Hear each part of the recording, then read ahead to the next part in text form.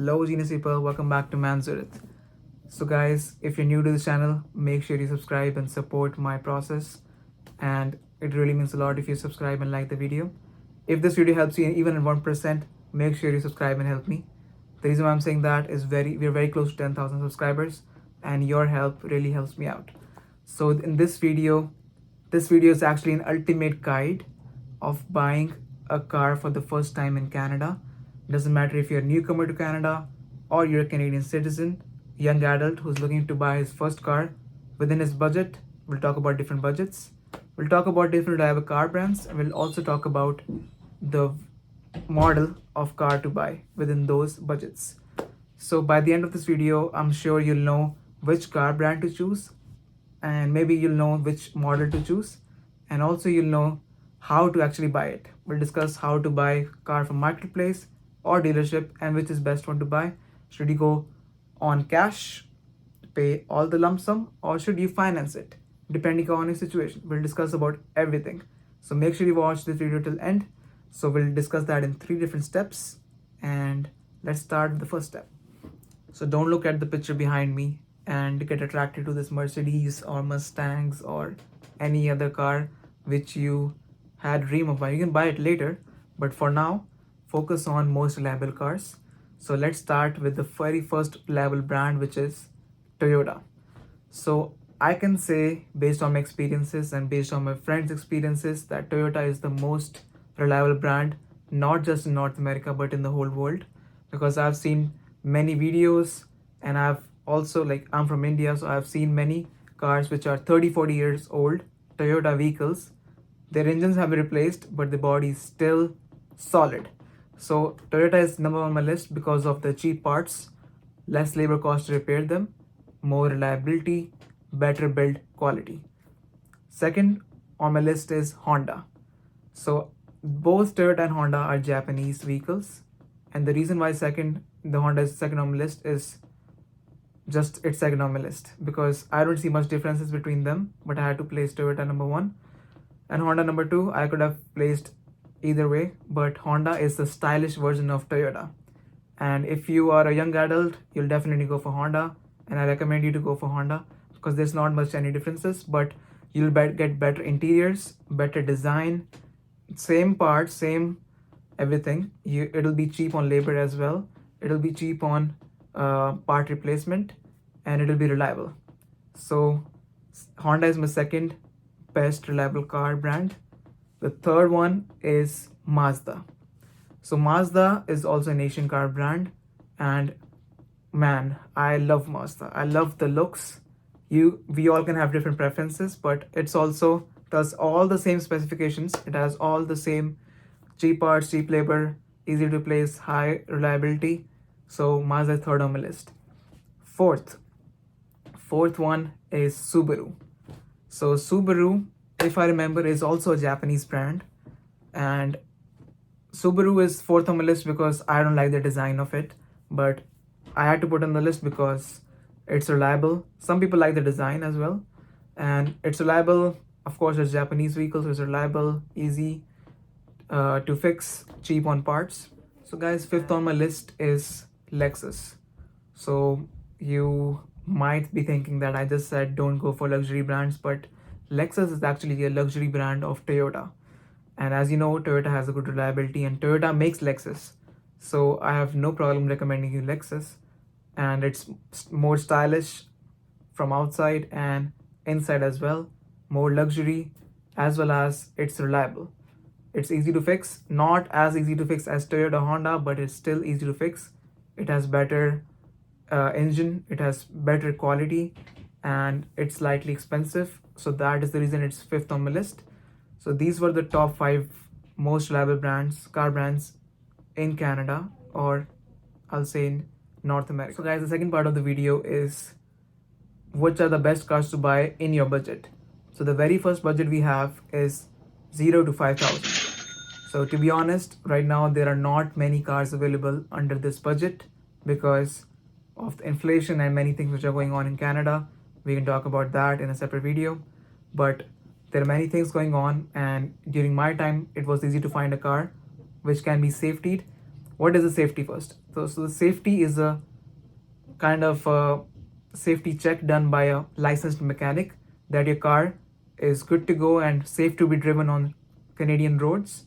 So it has to be done by a mechanic, which is who is licensed, and not many dealerships right now are selling cars under 5,000 which can be safetied, because you can find those cars above 5,000 because there are not many available. But you can find a car on Facebook Marketplace if you're lucky enough, or you can buy from your friends and get it safetied yourself. And the reason you should get your car safety is because the mechanic checks it, and if anything happens to your car, you can actually sue your mechanic, because he's the one who checked and he's the one who gave you thumbs up that this car is good to be driven on road. And I think safety is valid for 6 months or more. So after that, your mechanic is not responsible. So if you are buying an old car, get it safetied, and I definitely recommend you do that. So the cars you can buy within 0 to 5,000 will be, and I'll recommend you buy only Honda, Toyota, and Mazda. And these cars will be very, very old models of Honda Civic, Toyota Corolla, Mazda 3, and their different models. And also a good can be a Toyota Matrix and a little Honda vehicle. So the second budget is 5 to 10,000. So if you have 5k to 10k dollars to spare, you can actually get a safety vehicle from dealership, because dealership will have enough margin to spare a safety and also can sell you a good vehicle in that margin. But it won't be what you're looking for if you're looking for better design or anything, because it'll be only higher models of Honda, Toyota, and Subaru or Mazda. So, and I recommend you do that, because if you're buying a German vehicle like Mercedes or anything which is very old, more than 10 years old, never go for it, even if you have $15,000-$20,000. So if you have $5,000 to $10,000, just buy a Honda, Toyota, Subaru, or Mazda. So in Mazda you can buy Mazda 3, Mazda 3 GS, and Honda you can buy, of course, Honda Civic, the little Honda Civic Coupe or Accord, and you can go for Toyota Corolla, Camry if you can get in that budget, and you can go for Subaru. And those are the 4 brands I recommend. Other than that, don't go for it. Don't go for any American brand. Don't go for any German brand. The third budget we have is $10,000 to $15,000. In this budget, you can actually find a very good car, and which will be safetied by a dealership itself or from the Facebook Marketplace. So if you're buying from Facebook Marketplace, make sure, as I said, get it safetied. Tell the owner to get it safety, or you can get it safety and then bargain for the better price. But the dealership will always sell $10,000 to $15,000 vehicle with safety. That I can guarantee, because I've seen it myself, and I can even see it right now on dealerships. You can just Google any nearby dealerships and you can see they'll sell those cars with Carfax report and safety. So get a Carfax, and the cars which I recommend with this budget is actually a lot of cars. So here's the list, and here's another list. You can pause the video and check this list. And now let's move on to number 4 category, which is $15,000 to $20,000, which brings a lot of more cars, a lot of more options. You can even go for some German brands which are less than 10 years old in this list. And here is the first list. Here is the second list. You can pause the video. Here's the third list. So these 3 lists, you can choose any cars from them. And I don't know where you live in Canada or US, but you can find in this budget. Next one is above $20,000. So many people will hate me for this, but I have to break it to you. If you have money to spend more than $20,000, I won't recommend you buying a second-hand or used car, because it will cost you almost the same as buying a new car. If you have cash, then go for it. If you're buying on finance, I'll tell you that there's not much difference, because even if you're buying a $22,000 vehicle, you'll actually spend a lot on the interest, because they'll charge you and if you're financing it, they'll charge you interest on the total amount, on taxable amount. They'll try to sell you gap insurance and they'll tax you on that as well. The old tax and everything will make your $22,000 vehicle on road price $26,000 to $27,000. So, and the interest will be so high for a used car. What I'm trying to say is, it's better if you have more than $20,000 to spare, do $20,000 down and just finance $5 to $10,000 and buy a brand new vehicle, which will be offering less interest rate, or lease a vehicle at less interest rate, and that's how you can save money and buy a newer model which will last longer, and you can save more money and have a better deal this way. So these were 5 different budgets I discussed, and now is the third and most important step: how to actually buy these cars, whether to go on marketplace, whether to go to a dealer. So guys, let's discuss how to buy a car from marketplace. So the very first step is to actually have a Facebook account. I know you all must be thinking I'm crazy, but this video may be being watched by a person who is not good with technology. So make sure you or your kid or whatever helps you create a Facebook account. And on then Facebook, go on marketplace option. And then on marketplace, you can select vehicles, automobiles, whatever it shows on your app. And then on the vehicle option, you can actually search, and make sure your search area, like the area we're searching, is more than 100 kilometers, because you may not find your perfect vehicle within your city. And I'll recommend you, even if your perfect vehicle with less mileage is located outside your city, go for that, because you're only buying car once. I don't know when you're gonna buy the car next. So make sure you expand the search area and then look up the car and the model number you're looking for. And then when you find the cars, you'll get different options. Make sure you message the seller and avoid this mistake, which I did and which many people do, that you are negotiating with the seller on the chat. Avoid that, because he'll definitely get someone who's giving him better offer and he'll reject you. So the best thing to do is to contact the seller if you have found the car you really want, and the next thing to do is contact your friend or any friend who has good knowledge of cars, because you can't afford a mechanic to go with you to inspect every car. So take their friend, send a message to seller that I am interested in a car, I want to see the car, and then I can buy it on the spot. I have cash, because we're talking about if you have the money. If you don't, even you can actually go and inspect the car, and the sellers won't deny it 90% of time. So then you go to the seller's place, and then make sure you ask for a Carfax report. I'm not sure if they provide it, but here is the Carfax cost, which you can actually do it by yourself. And then after you have Carfax cost and after you have Carfax report, you know this car is either rebuilt or it's totally fine. If it is a rebuilt title, I won't recommend you buying it. But if it's in your budget, then make sure that you get it safetied, so that it actually is good for a few years on the road. And as I said, get the car safety, discuss that and negotiate the price with the seller, that can you get it safetied or no, or do you want me to get it safetied? If you want me to get safetied, I'm gonna pay less price, of course. So Carfax and safety is very important if you're talking about marketplace purchase. And then when you're on the spot, then you need to negotiate with the seller. If you find no problems with the car, and if the Carfax report is good, and you have reached a conclusion that either you or the seller is going to safety it, then you need to talk about the price. And at the point when you are with the seller, you need to negotiate, because at that time he wants to get rid of the vehicle and you actually want the car and you have cash on you. So it's a good time to negotiate, because he won't be looking at his messages, or won't be looking, or whatever. They won't be looking at their messages, but they will actually be in front of you and you have the cash, so they'll give you preference. So that's the best time to negotiate and secure the deal. And the next steps will be to register the vehicle. You'll have to go to Service Ontario or Service Canada and then register your vehicle. And once the registration process has been complete, the ownership titles has gone to your name, then pay the price. And some people do this, but I won't recommend, because I'm an honest guy. Some people actually will charge you less. They'll show the government that the car is actually not of $5,000, it's actually of $2,000, so that you pay less tax to the government.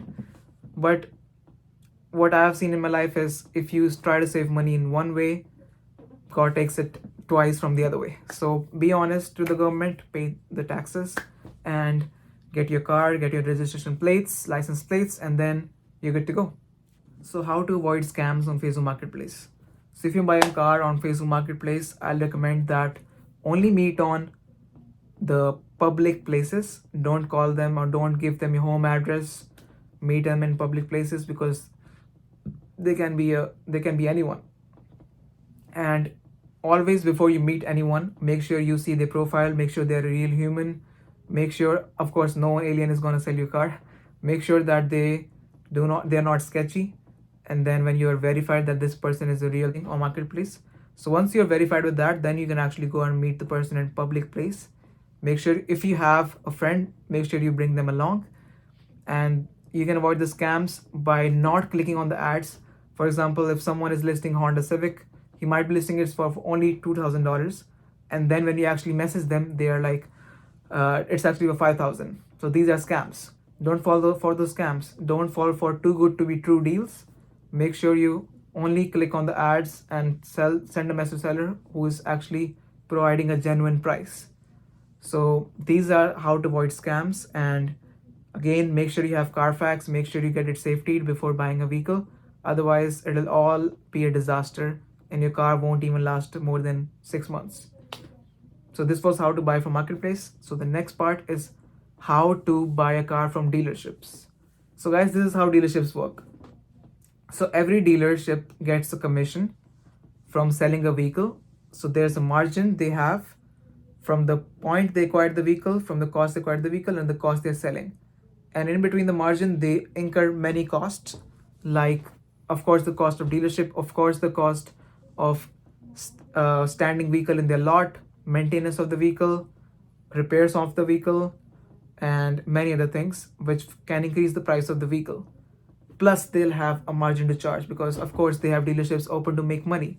So how do you get a better deal out of dealerships? So the very first step you can do is comparison. So compare your car brand in different dealerships, even if they're outside Ontario or anywhere in Ontario or anywhere in your province or outside province. You're only buying the car once. Make sure you get the best deal. So compare the prices of different dealerships. Secondly, check if dealerships have Carfax reports online. If not, then just call them and they'll tell you. Most of the dealerships do these days. Third thing is to actually visit the dealership, get a test drive, and see if your car is actually good, the car you like. And I don't think there are many dealerships who do scams, but some private dealerships do.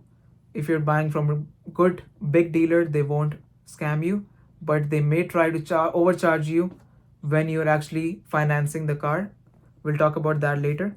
So if you're buying on cash or finance, the very first 3 steps are clear to you.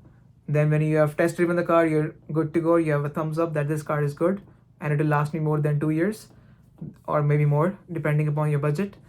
So then give a green light and let's go for the financing process. So when you are going for financing process, the dealership will, of course, the finance manager will ask you 2 questions. If you're buying it all cash, or if you're financing it, or if you're paying a deposit and then financing the rest. So the very best recommendation I can give you is to pay all cash if you have the money.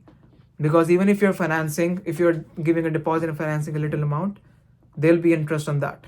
And you don't want to do that because it'll be, I'll say, if you're buying a $5,000 car, if you're financing $5,000, I'll say just borrow money from somewhere else or your friends and pay them later than actually financing. But if you don't have anyone to get the money from, then that's the only option you have.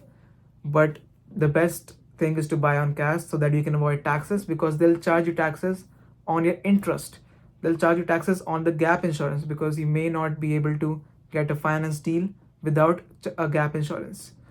And they'll charge you taxes on everything. So the best way, I won't say to avoid taxes, but to reduce taxes, is to pay cash. The second best thing is, of course, doing a down payment and partly financing it. But if you're financing it, then buy a new car. And if you're partly financing it, then it's still a better option. And when you're sitting with the finance manager, make sure you have one of your best argumentative and negotiator friends with you. Or if you are a good negotiator, then you can sit with the finance manager because he's going to overcharge you. That's how every dealership makes money.